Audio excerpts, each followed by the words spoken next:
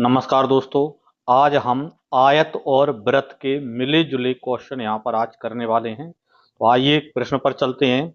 हमारा प्रश्न है, एक वृत्त और एक आयत के परिमाप एक समान हैं, तदनुसार यदि आयत की भुजाएं 18 सेंटीमीटर तथा 26 सेंटीमीटर हैं तो वृत्त का क्षेत्रफल क्या होगा। ठीक है, क्या दिया है, आयत वृत्त और आयत का परिमाप समान है और आयत की भुजा यहाँ पर आपको दे रखी है।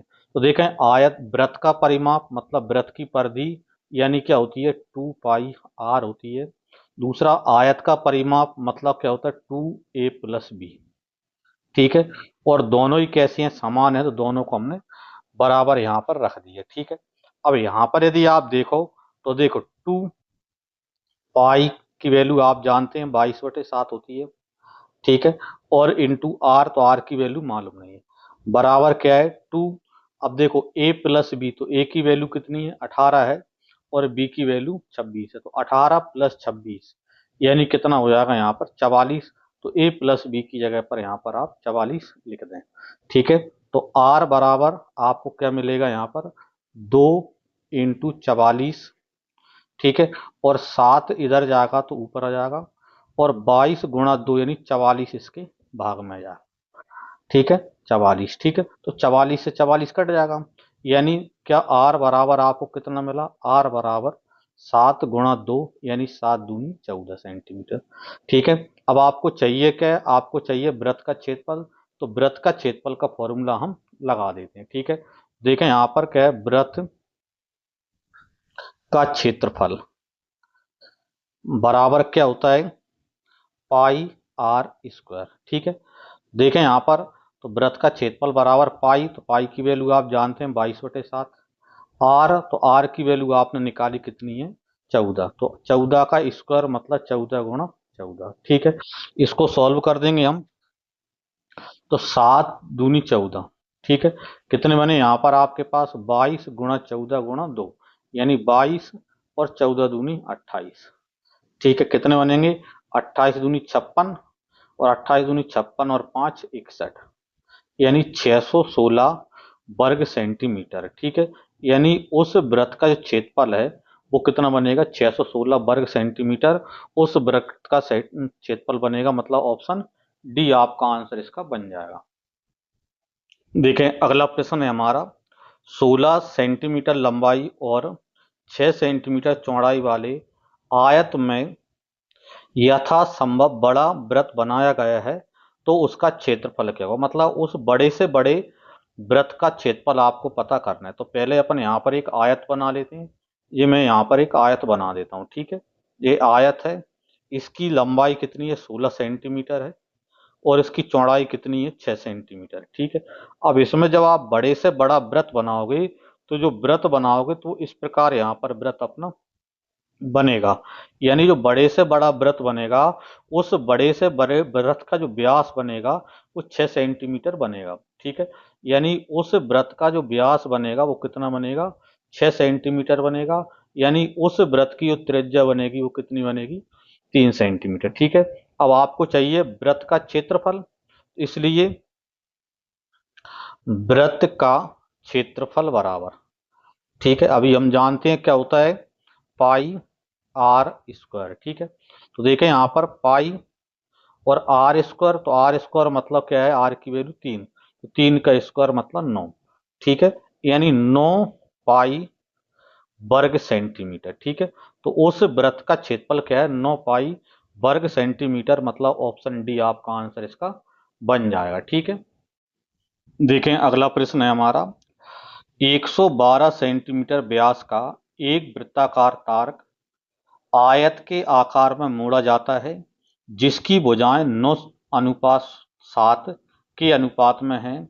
आयत की छोटी भुजा कितनी होगी। ठीक है, तो सीधा सा कह दिया है कि जो यहाँ पर वृत्ताकार जो तार है उसको आयत के रूप में मोड़ा जाता है। मतलब यहाँ पर इस प्रकार तार मुड़ा था, और इसको मोड़कर इस प्रकार एक आयताकार आकृति इस प्रकार बना दी गई। मतलब तार की लंबाई तो वही है, यानी तार की लंबाई है मतलब घेरे की लंबाई, मतलब वृत्त की परिधि और आयत का परिमाप कैसे होंगे, समान होंगे। ठीक है, अब वृत्त की परिधि, तो वृत्त की परिधि आप जानते हो क्या होता है, 2 पाई r।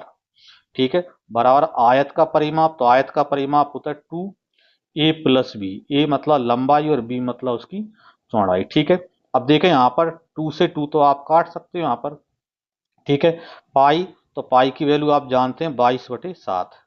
आर मतलब वृत्त की त्रिज्या, तो वृत्त का व्यास है 112, और 112 यदि व्यास है तो 112 का आधा मतलब 56, बराबर आयत की लंबाई आयत की चौड़ाई। तो आयत की लंबाई और चौड़ाई का अनुपात 9:7 दिया है, तो अपन ने मान लिया कि लंबाई इसकी 9x है और चौड़ाई 7x है, तो 9x और प्लस में 7x, ये लंबाई और चौड़ाई हो गई। ठीक है, इसको सॉल्व करते हैं, देखो 7 से काटेंगे, 7×8 56। ठीक है, तो 8×22, 22×8 176। ठीक है, बराबर, तो 16, 9 और 7 यानी कितने होगा, 16x होगा। ठीक है, यानी x बराबर कितना बनेगा, यहाँ पर आपके पास 176 और बटे में 16। ठीक है, कट रहा है तो इसको काट दो, पहले जैसे 8 से काटते हैं 16 ही से काट दो, 16 एकम 16 और 16 एकम 16, 16 एकम 16, तो x बराबर 11 आ गया। हमको चाहिए आयत की छोटी भुजा, तो छोटी भुजा मतलब यहाँ पर क्या है, b है। छोटी भुजा, तो छोटी भुजा क्या है, b यानी 7x। ठीक है, तो 7 और x मतलब 11। ठीक है, तो 11 7 77, यानी उस आयत की छोटी भुजा की जो लंबाई है वो 77 सेंटीमीटर है। यदि बड़ी भुजा पूछता तो बड़ी भुजा हमने 9x मान रखी है, मतलब 11×9 मतलब 11×9 99, अपना आंसर इसका बन जाता है। ठीक है, तो ये अपना आंसर इसका हो गया। ठीक है,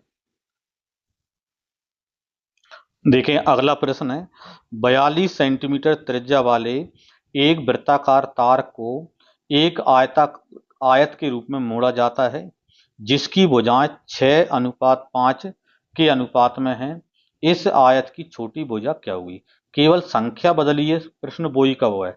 ठीक है, तो वृत्ताकार तार को आयत के रूप में मोड़ा गया है, यानी वृत्त का परिधि और आयत का परिमाप समान बनेगा। तो वृत्त की परिधि हम जानते हैं क्या होता है, 2πr, बराबर आयत का परिमाप क्या होता है, 2 लंबाई प्लस में चौड़ाई। ठीक है, लंबाई को a मान लिया, चौड़ाई को b मान लिया, तो 2 से 2 तो कट जाएगा। पाई की वैल्यू 22/7 आप जानते हो। r मतलब उसकी त्रिज्या, तो यहाँ पर वृत्ताकार तार की त्रिज्या यहाँ पर दे रखी है 42, तो 42 लिख दो। ठीक है, बराबर a प्लस बी, ए मतलब लंबाई और चौड़ाई, तो 6:5 में है, तो अब ना मान लिया कि उसकी लंबाई 6x है और चौड़ाई 5x है, तो 6 और 5 11x। ठीक है, तो जब मैंने डायरेक्ट 11x लिख देता हूं यहाँ पर, इसको सॉल्व कर दो, देखो 7 6 42, 11 को उधर लाएंगे भाग में जाएगा, तो 11 एकम 11, 11 दूनी 22, तो इस प्रकार x बराबर 6×2 मतलब 6 दूनी 12। ठीक है, लेकिन हमें चाहिए कि आयत की छोटी भुजा, तो छोटी भुजा यानी आपने कितनी मानी, 5x। ठीक है, इसलिए छोटी भुजा बराबर क्या बनेगी, 5 और इंटू एक्स मतलब 12, यानी 12×5 60 सेंटीमीटर, यानी उस आयत की छोटी भुजा की जो लंबाई है वो कितनी है, 60 सेंटीमीटर है, मतलब ऑप्शन ए आपका आंसर इसका बन जाएगा। ठीक है।